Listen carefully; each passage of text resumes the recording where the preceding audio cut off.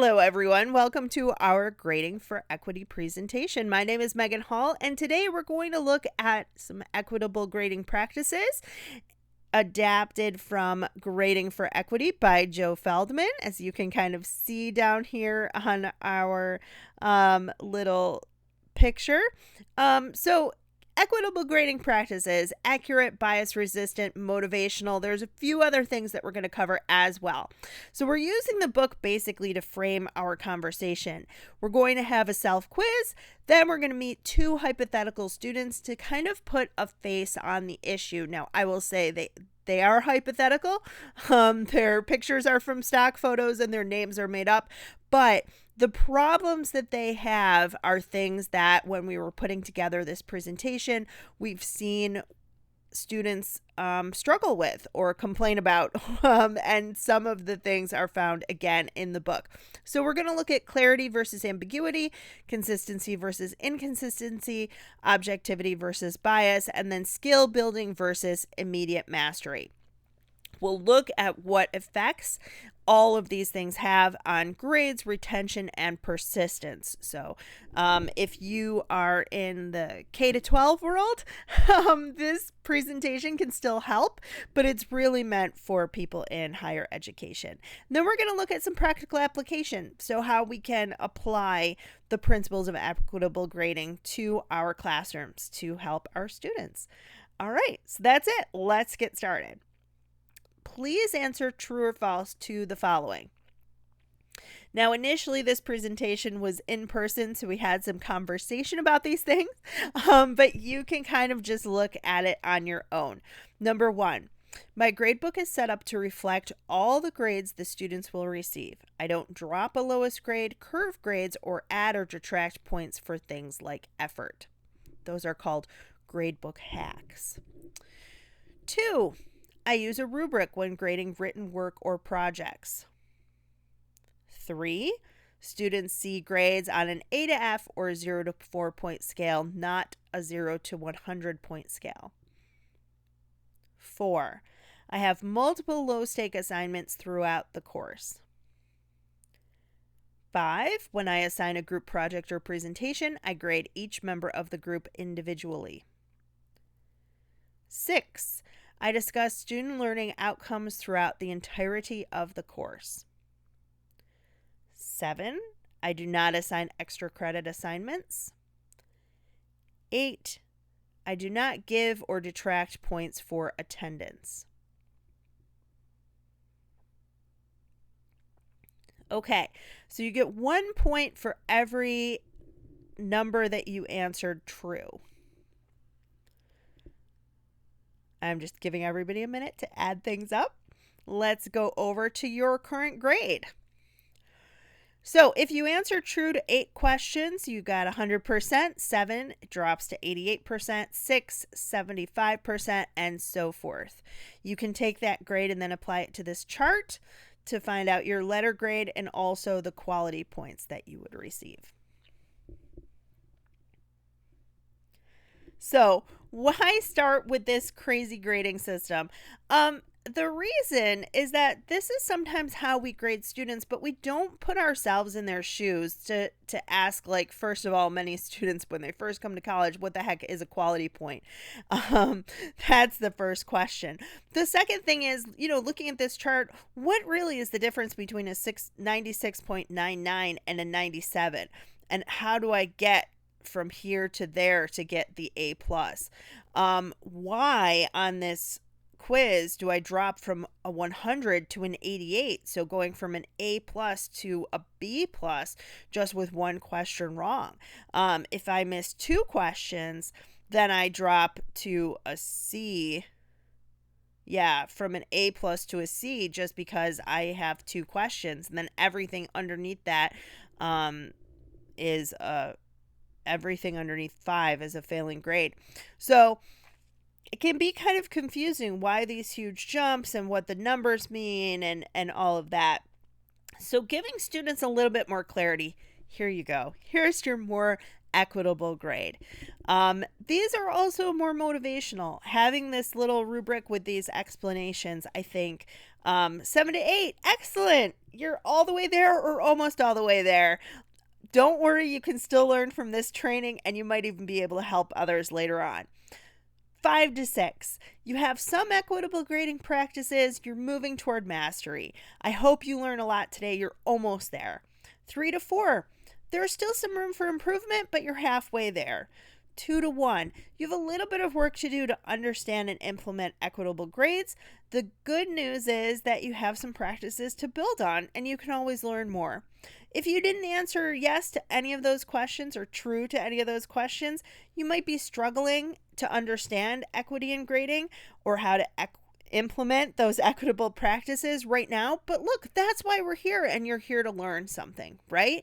And if you were going to stay in this spot, there wouldn't be any point in trying to learn. So that's the whole point. Hopefully, if you take this quiz later on, in a year or so, you'll have a better score. All of these more equitable grades are also more motivational, but we're going to take a look at how this affects students in the classrooms as well. So, meet Roberta and Jared. We're going to follow these two students as they turn in similar work in their classes. Roberta's grades are going to be inequitable. You can tell from the very sad look on her face. Jared's grades reflect more equitable practices, and look how happy he is. As they say in Dragnet, the names are made up, but the problems are real. So these are real things that students have struggled with. So, inequitable grades look like unclear numbers. We just kind of experienced that together really quickly. But in her history class, Roberta was given the chart on the right. On her first project, she earned a 92. On the second, a 93, and on the third, an 89. Now, if you take a look at this chart, let me get out my little pen here. A 93 is an A. 92 moves you down to an A minus, and an 89 moves you down to a B plus. The thing is that there's no real clear explanation as to the differences between those three grades. You know, on paper, without the letters, just the numbers don't really look that far apart. On Roberta's first project, all her instructor wrote was, "Good job, just a few small issues here and there." So I think that if you've been in a classroom or if you can remember being a student, I think all of us have had an experience like this. One time I got a paper back and all it said was lame title and it had an A minus, and I really had no idea outside of that what the actual issue was. So these are unclear numbers. They don't help Roberta do better. And they don't help her know how she can go from a B to an A.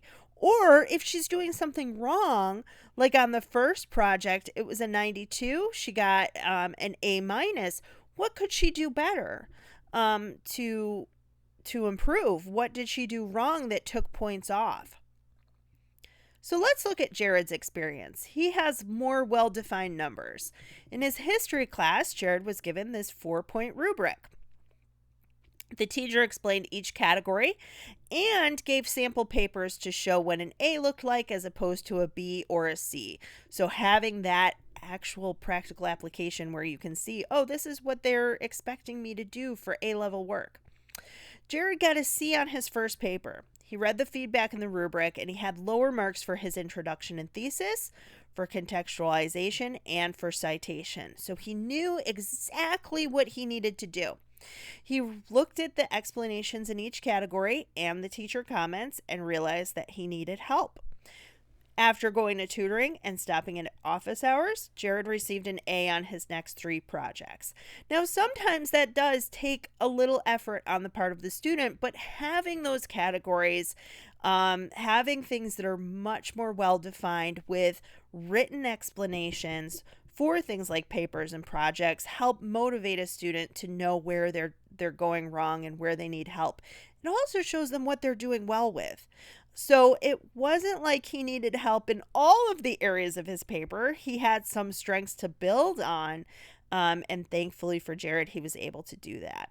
So well-defined numbers, more equitable. Inequitable grades are inconsistent and inaccurate. During the first week of school, Roberta read the syllabus for her accounting class.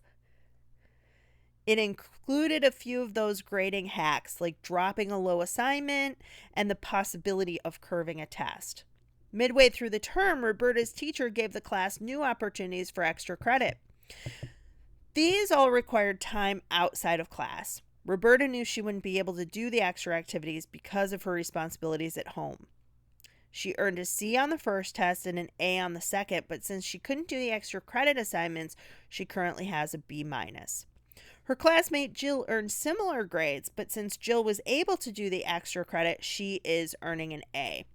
So this is a sticking point for a lot of teachers, and when we had the in-person presentation, this was, I think, the point that had the most questions.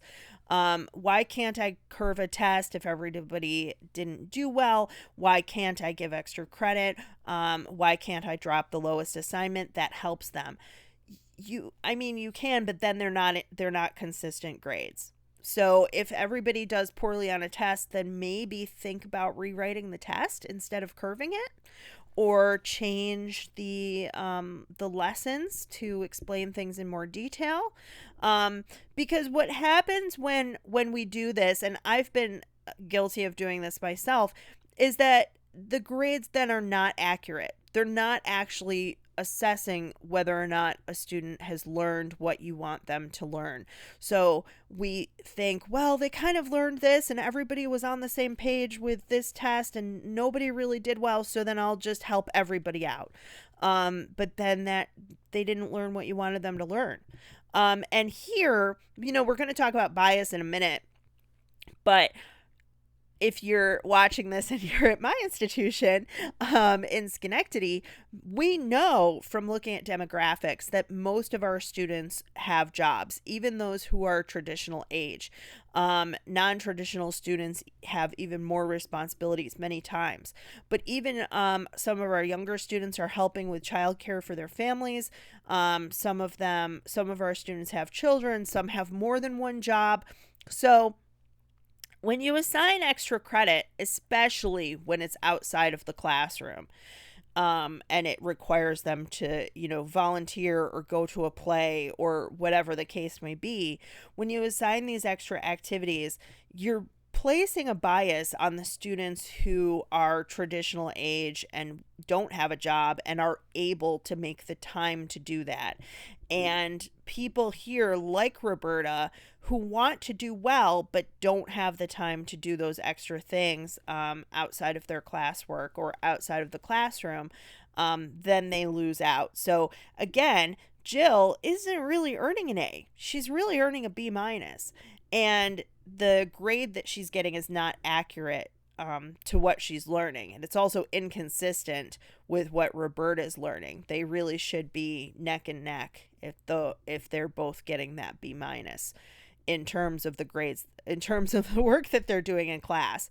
So what does it look like when grades are accurate and consistent? Well, here is Jared. During the first week of school, Jared read the syllabus for his accounting class. He noticed the teacher did not give extra credit assignments, did not drop their lowest grade, and did not grade tests out of curve. Some of these other achievement and grades over here in this picture include things like group grades, where the group does work, and you guys know from being in a group or even on a committee, somebody's doing that heavy lifting, right? So making sure that they're accurate to what each student did. But Jared's teacher didn't do any of this. He didn't give curving, and he didn't give extra credit and all of that. Twice, Jared asked to turn in an assignment late. As stated in the syllabus, the instructor took Jared's work late, and a 10% penalty was applied. His classmate Tony also turned in a late assignment and received the same penalty. Whoops, sorry guys. So what do we see here?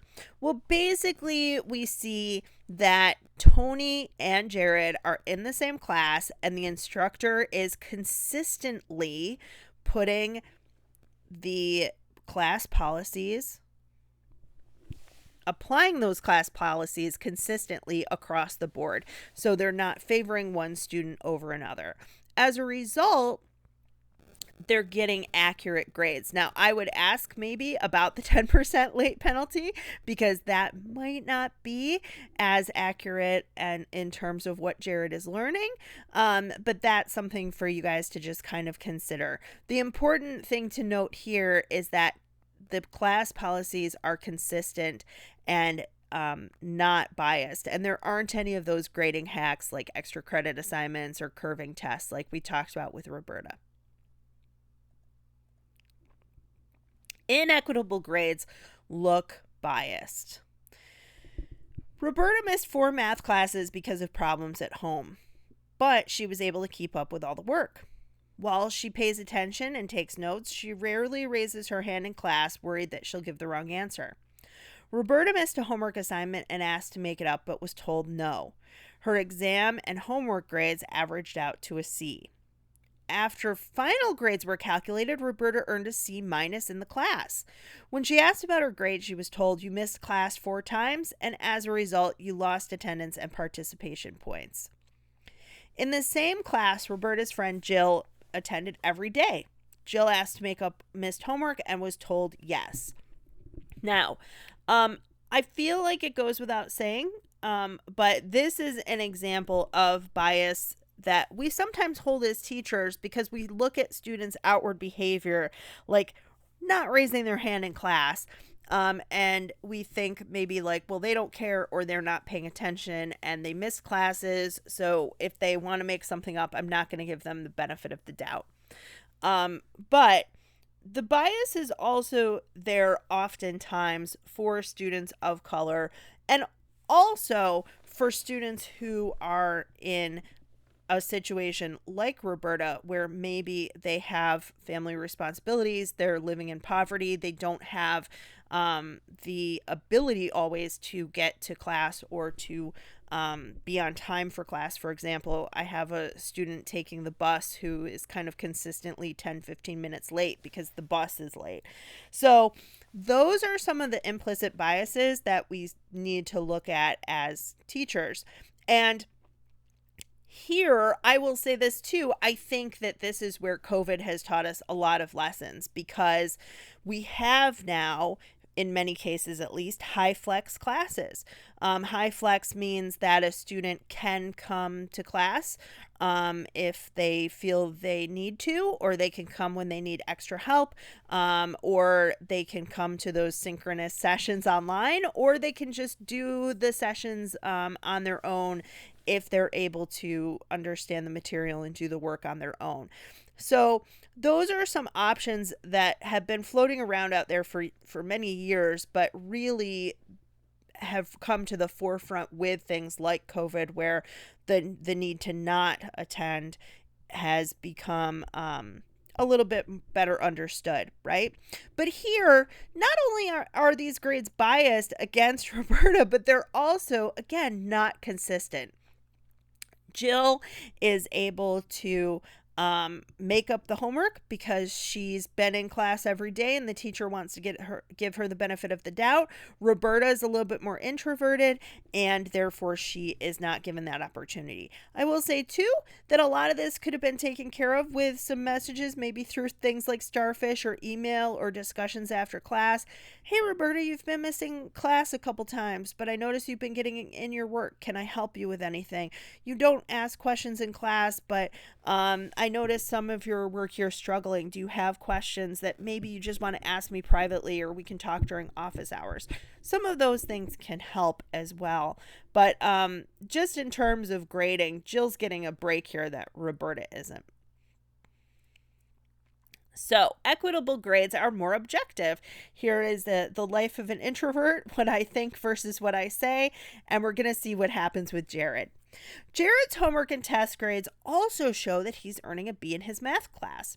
His teacher noticed that Jared missed 4 class sessions and emailed Jared out of concern. There you go. Jared explained that his work scheduled him for shifts during those classes.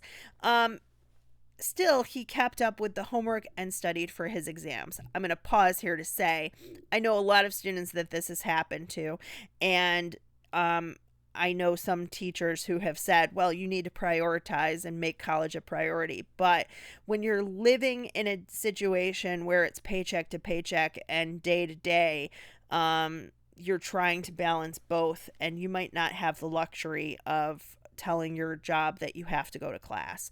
So again, just kind of something to think about. But at any rate, Jared was able to keep up with the homework, and he studied for his exams. In class, he sat by himself. During group work, he never raised a hand to answer a question because he did struggle with social anxiety. But Jared's teacher didn't look at that. He didn't look at effort, and he didn't look at attendance or participation. He just looked at the quality of the work. And therefore, Jared earned a B. So objective grades are also accurate grades, right? They're objectively showing, without those biases, what Jared is actually learning, what skills and what knowledge he's taking with him, and how, to what extent he's mastered the material. Inequitable grades look like requiring immediate mastery. In Roberta's chemistry class, students only have optional homework. When Roberta asked about this, she was told, this is college. You can do it to learn the material, but the only things that count in this class are tests. After looking at the syllabus more closely, Roberta realized that the only tests were a midterm and a final. So basically, there are 2 tests that are going to determine her entire grade. Roberta tried to do the homework, but she didn't understand the material and didn't have any feedback on the practice homework problems. After receiving a D on the midterm, Roberta withdrew from the class. So what happens here is that by the time we give a midterm, usually around week 7 or week 8, and then we put in the midterm grades, and then the students get the grades back, and then they have time to consider them, we're usually talking about being in week 9 or 10. Our final exams are week 15 or 16, so it's not a lot of time to turn things around, especially when people don't have the opportunity for smaller, low-stakes assignments. So if she gets a D on the midterm and she's worried that she might get a D or fail the final, withdrawing from the class is a way for her to rescue her grade, and it's kind of the only way out. So, in contrast, equitable grades look like steps to mastery. Getting familiar, getting experience, and then achieving that goal. In Jared's chemistry class, students have homework problems that look similar to the problems on their exams. Jared's teacher calls these low-stakes assignments and explains that homework gives students the opportunity to practice and get familiar with the material. Each week, the class was also assigned an online quiz. The first time Jared took a quiz, he earned a D. Then he realized he was able to take the quiz again until he earned a perfect score. Jared studied the material in problems 1, 3, and 7 and 8, and then he tried again, and this time he earned an A. So sometimes having those quizzes or set up online where they can kind of take them over and over until they figure things out, that can be helpful, especially if it's not worth that many points or it's just for practice. By the time he took the midterm, Jared had a strong understanding of the material and earned an A on the test. So he was able to get familiar, he practiced and got experience, and then by the time of the bigger test, he achieved mastery. So let's look at their final report cards. Roberta had a B+, a B-, a C, and she withdrew from chemistry. So she earned 9 credits. Her GPA was a 5.6. Jared had an A-, a B-, a B, and an A, and he earned 12 credits with a GPA of 3.34. So to summarize everything, Roberta's grades were mathematically inaccurate, they were biased, they were confusing, and they were demotivating. Feeling frustrated and overwhelmed, even though she earned a few credits and got some good grades in a few classes, Roberta decided that school wasn't for her and refused to sign up for spring courses. Jared's grades were mathematically accurate, unbiased, clear, and motivating. Feeling excited after his first semester, Jared decided to take another chemistry class, and he's considering changing to a science major. So we talk about persistence and retention a lot in higher ed, and much of the things that we discuss are things outside of our control, at least as faculty members. I think there are things that are out in the world, like COVID, again, is a good example, or a job loss or an illness, right? Those are things outside in the world that we can't control. There are also things as an institution that sometimes faculty can contribute to, but again, a lot of that is outside of our control. So things like how students are recruited, or what the facilities look like. You know, sometimes students choose colleges based on things like that. But what we can control is their experience in the classroom. When we have grades that are mathematically inaccurate because we've done those gradebook hacks, and, you know, she's already frustrated that Roberta's frustrated that she can't do the extra credit.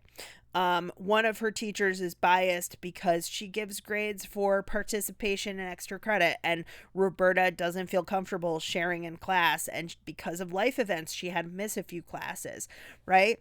Overall, she feels like her grades are confusing. She doesn't know why she's getting the grades she's getting, and ultimately, that is quite demotivating.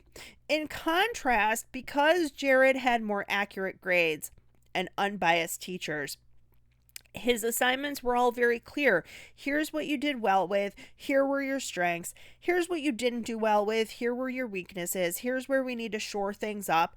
And ultimately, that empowered Jared to do things like go to tutoring, like go to office hours.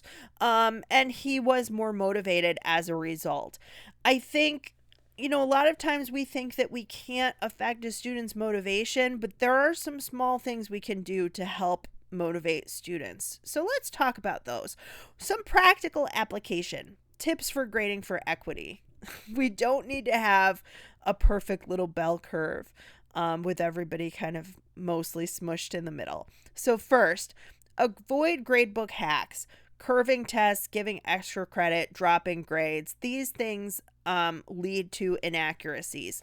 If you feel like overall students need more opportunities for better grades, instead of dropping grades, think about adding some of those low stakes assignments, or having quizzes that they can take over and over until they achieve mastery if they want to retake. Avoid giving grades for non-academic achievements. Things like participation, attendance, or effort. You know, you might have somebody who's trying really hard and just not getting the material. You might have somebody else who's not putting in any effort at all and they understand everything quite perfectly. You really have to ask, what am I trying to assess? Am I trying to evaluate and assess a student's motivation or their participation and how much they interact with me and other students? Or am I trying to assess their actual understanding of what I'm teaching them? These two things, I think, are where we might find that we have a lot of pushback as instructors, especially if we've been doing these kinds of things for a very long time.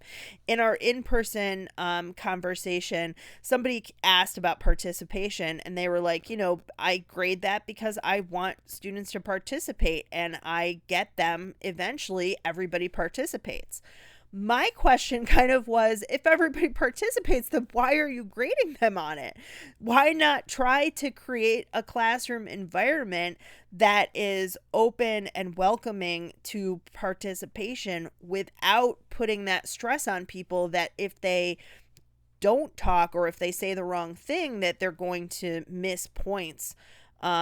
Those are things that add a lot of undue stress for students as well. So just some things to think about. Honestly, even if you can take one of these things today and apply it to your classroom, you're moving toward having more equitable practices. Have clear policies and enforce those policies consistently. On a separate note, I would kind of, again, ask people, if you have something like an attendance policy or a late work policy, do you have to have that?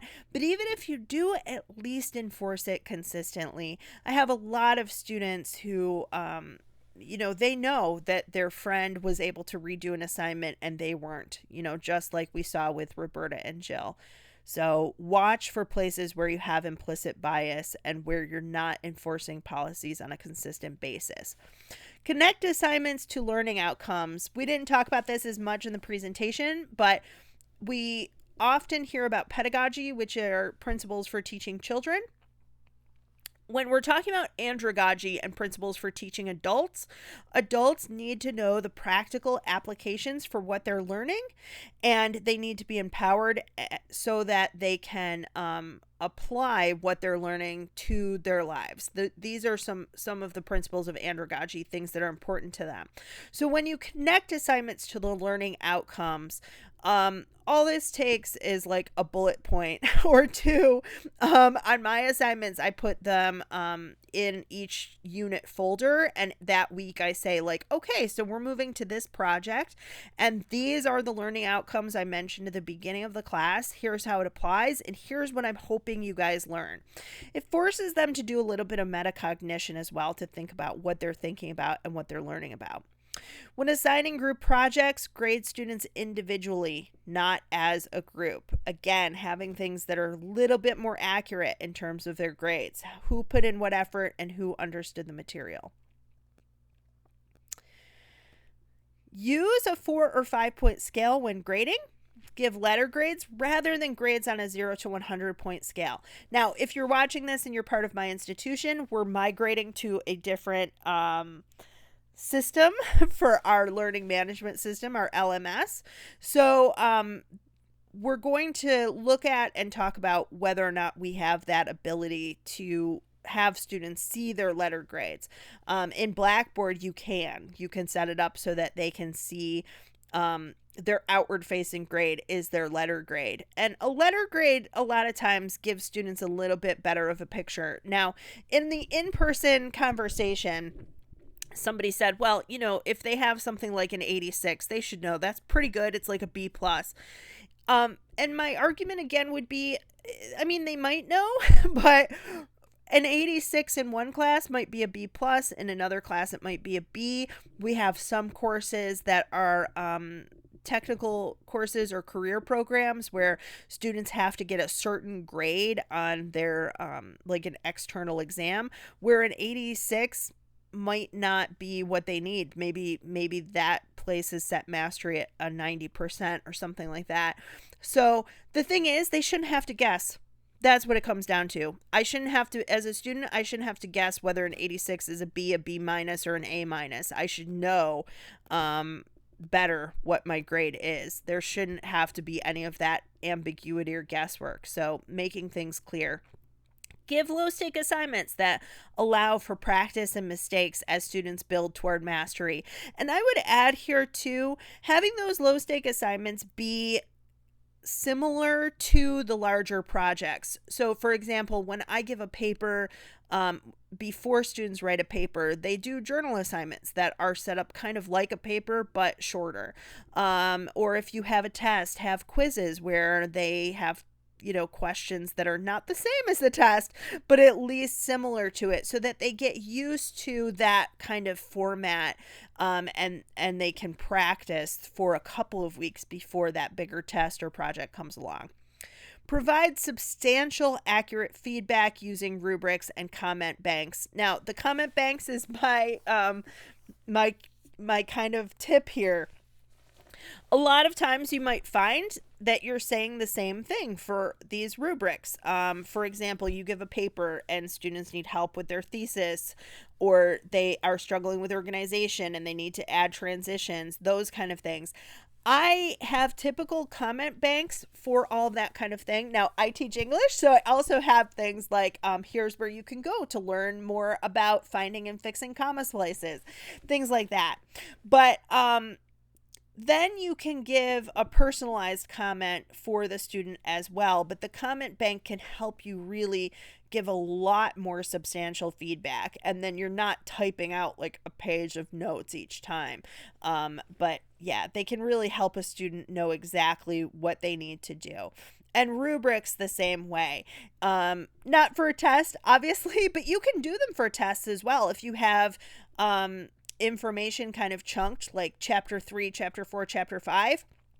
Hey, you did great with chapter 3 and 4, but maybe you ran out of time reading chapter 5, or maybe you didn't quite understand it. Here are some extra questions, or here's where you can go for help, or here's a YouTube video explaining things, or here is another copy of my notes, whatever the case may be.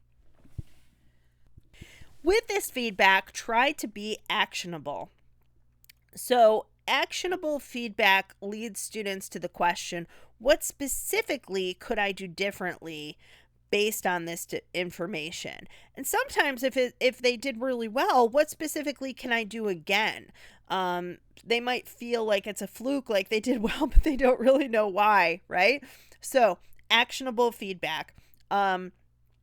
You need to fix this and this, or I recommend that you go to tutoring because it seems like you're still struggling with this, or come to my office hours to discuss XYZ with me in a little bit more detail, or just like, write a conclusion for your paper or something like that. But having specific things can help students know, and again, moving toward mastery, practicing those skills and making mistakes, asking for help, analyzing and fixing those mistakes. That's what this whole chart over here on the right is kind of demonstrating. Be willing to recognize implicit bias. This can take maybe a little bit of time. Am I biased against students who are not participating? Am I biased against students who haven't shown up for 5 or 6 classes? Am I biased against students because of their race or their gender identity, or whatever the case may be?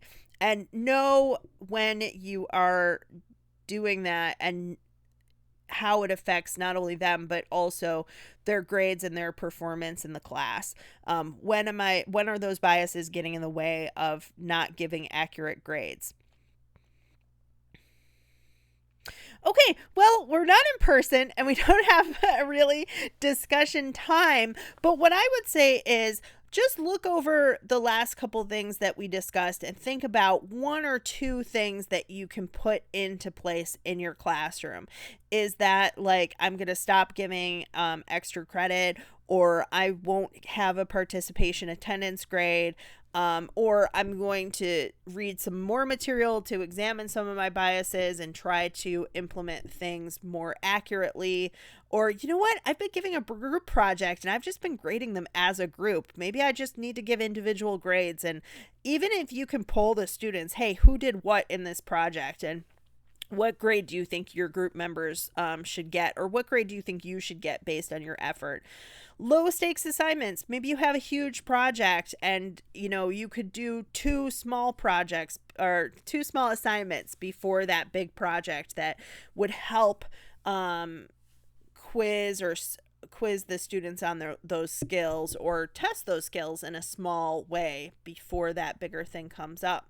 Or maybe you have a rubric, but you haven't really been commenting that much, and maybe developing a comment bank would be helpful for you. Just 1 or 2 things to move toward more equitable grading. I think that any step that you feel like you can take, maybe you watch this presentation and you disagree with 6 things, but you agree with a 7th. That's great. Then try that out. And that's basically it. I would recommend, we'll go back to the beginning here.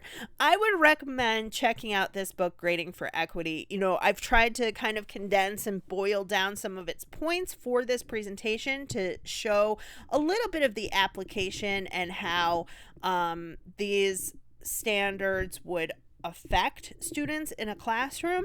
But I think that if you can really read and dig into the book, that you can find even more there, and you can really think about how to transform your classroom, and as a result maybe transform your school as a whole. So that's it. Thanks, everybody.